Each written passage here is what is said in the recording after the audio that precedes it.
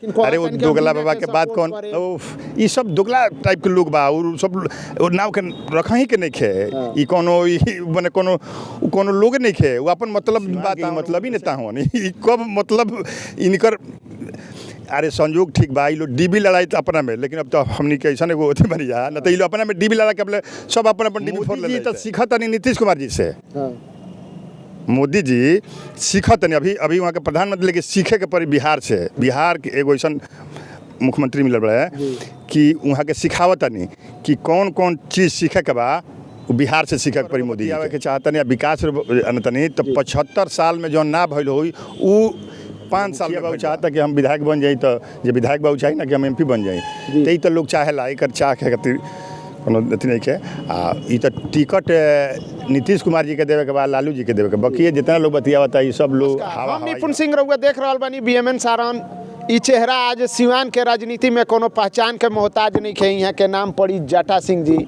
और वो लोग हमेशा देखले ओकल में सोशल नेटवर्क पर यहाँ के अपना मुखर आवाज़ के खातिर जानल जानी आ सिवान के राजनीति पर यहाँ के हमेशा अपन बात तो रखे नहीं आ कड़ा शब्द में रखे नहीं एक खातिर यहाँ के हमेशा जानल जानी आई यहाँ से जानल जाई। सबसे पहले तो रउआ के नया साल के बहुत बहुत बधाई बा हमारा तरफ से सब रउआ चैनल के बधाई बा नया साल के।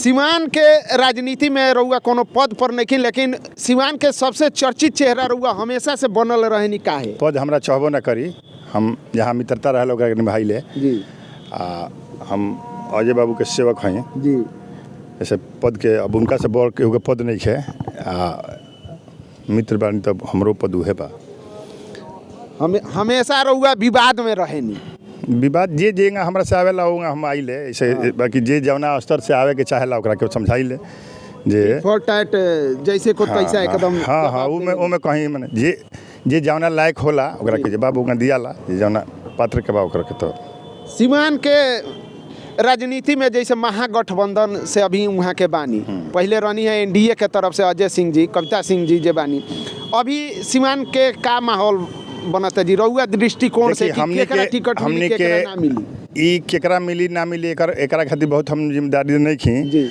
हमनी के नीतीश कुमार जी के सिपाही बनी जा जेकरा संग वहाँ के रहब ओकरा संग बनी जा आ दूसरा चीज़ कि वहाँ के जौन उहे के देहल है आ उहे के संगे बनी जाए जैसे हमनी के वहाँ के जेकरा संगे बनी ओकरा संगे हमनी के रहे के बा इतना हमनी के वहाँ के जेकरा साथे रहेम ओकरा साथे रहुआ रहेम लेकिन टिकट के दावेदारी महागठबंधन से ढेर लोग सब लोग करेला सब लोग मुखिया बाबू चाहता कि हम विधायक बन जाए तो जो विधायक बाबू चाहिए ना कि हम MP बन जाए तो लोग चाहेला एक चाह के खातिर कोनो अथी नहीं है तो टिकट नीतीश कुमार जी के देवे के बाद लालू जी के देवे के बाकी जितना लोग बतियावता ये सब लोग हवाई है चाहे रउरा बतियाई हम बतियाई जे भी बतियावता ये दुई आदमी पार्टी में बाटेले और की जौन हो मुद्दा सबसे बड़हन बनता सिवान में कि महागठबंधन से सिवान के राजनीति घुमा फिरा के हिना साहब के करीब जाला अब महागठबंधन से में जब अजय सिंह जी आ गई बनी नीतीश कुमार आ गई बड़े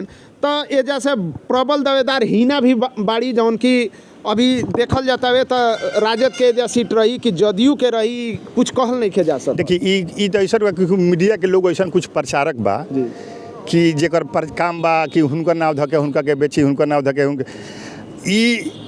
नीतीश कुमार जी या लालू जी बताए कि केकर के थी बा माने इर्द गिर्द रहला बहुत दूर चल गई बा जे टिकट मिली जेकरा ओकरे इर्द गिर्द राजनीति घुमेला तो बुझाता राजनीति बहुत दूर चल ना जैसे कि रउआ देखी कि पिछला बार NDA से भाजपा के सांसद ओम प्रकाश यादव रहले लेकिन टिकट काट के जदयू के कोटे में दे दिए तो ऐसे भी हो सकता कि जदयू के टिकट काट के राजद के दे कुछ हो सकता ये कुछ हो सकता है एकरा के हमनी के नहीं जाती कर सकता ये तो कुछ हो सकता है तो राजनीति के बंटवारा में जौन मिलल तो मान्य बा उमें कौन बात नहीं है हमनी के तो एकदम ऊपर तैयार बनी जाए जहाँ जेगा हो हमनी के नीतीश कुमार जी के देहल सीट है आ वहाँ के जौन करब हमनी के मान्य बा हमें नहीं है कि हम ना देव तो हम तुराए लगे छपिटाए लगे ऐसे ठीक न ये में कहीं नहीं है कि हमने कल तुरा के छपिटाए लगे के बा कि नाम हेने चल जाए होने चल जाए जहाँ बानी जाए वही रहे के बा अपन ईमानदारी से रहे के बा सिसवन ढाला के लेके रउआ का कहें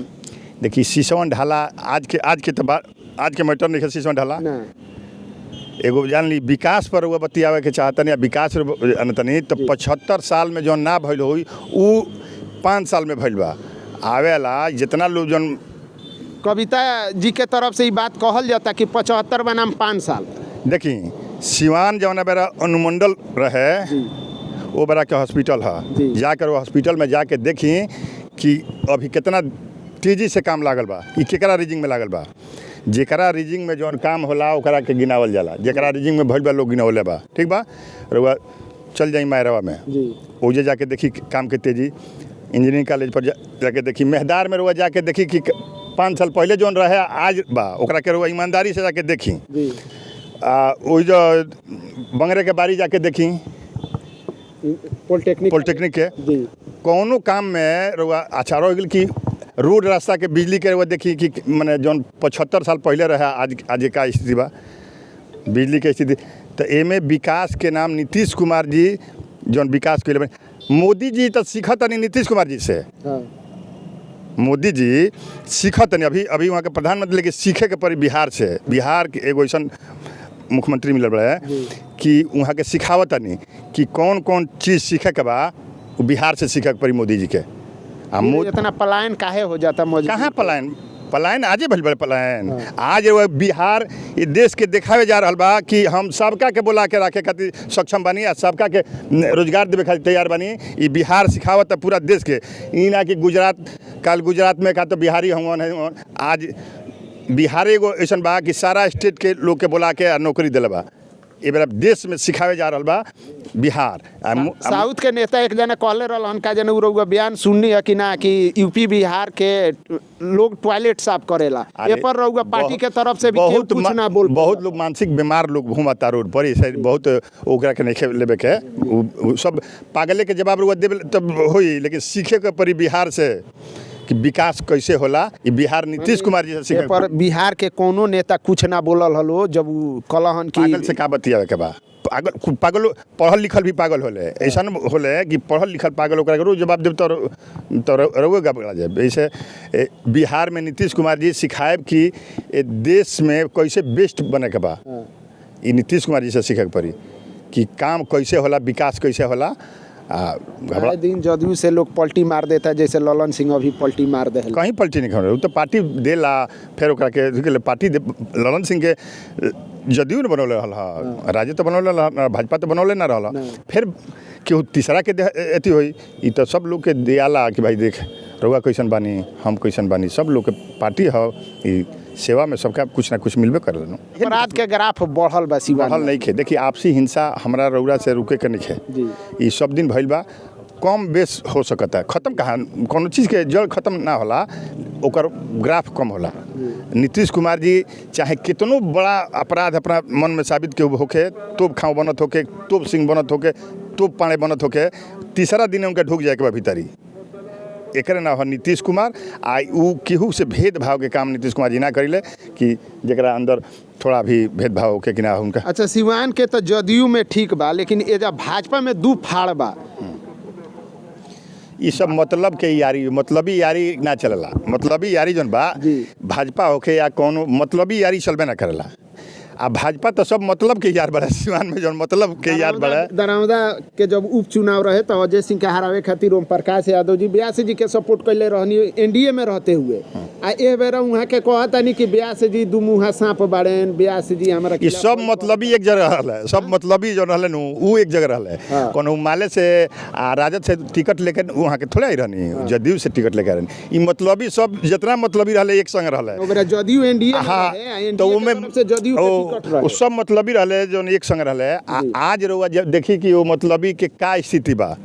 ये सिवान के मतलबी नेता हो कब मतलब इनकर अरे संजोग ठीक बा। लोग डीबी लड़ाई तो अपना में, लेकिन अब तो हमनी के ऐसा एगो अथी बनी जा न तो लोग अपना में डीबी लड़ा के सब अपन अपन डीबी फोड़ ले लेते। ये सब मतलबी लोग बा। मतलब अरे वो दोगला बाबा के बात कौन, ये सब दोगला टाइप के लोग बा। और सब नाव के रख ही के नहीं खे। ये कोनो मैंने कोनो लोग नहीं खे। वो अपन मतलब बात से कहता मतलबी लोग सब कोनो डाल नहीं खे, कोनो सिवान नहीं खे। राजनीति नहीं। मतभेद ठीक बा, लेकिन व्यक्तिगत मतभेद भी होखे वो लागता। सब मतलबी हवन, मतलबी यारी हवन। हमनी के संगे टिकट बात तबो बनी जा नहीं खे तबो रह जाई। इहे ईमानदारी होला, ईमानदारी से रह के